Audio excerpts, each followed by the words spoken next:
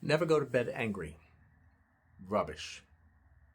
It's okay to take a moment. It's okay to take a day because emotions have to deregulate. Emotions have to expel from your body. Communication happens best when you are at your calmest and when your mind is clear.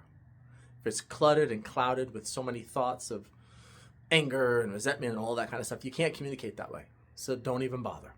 All right? So going to bed angry, just go to bed angry. But at some point, you got to talk about it.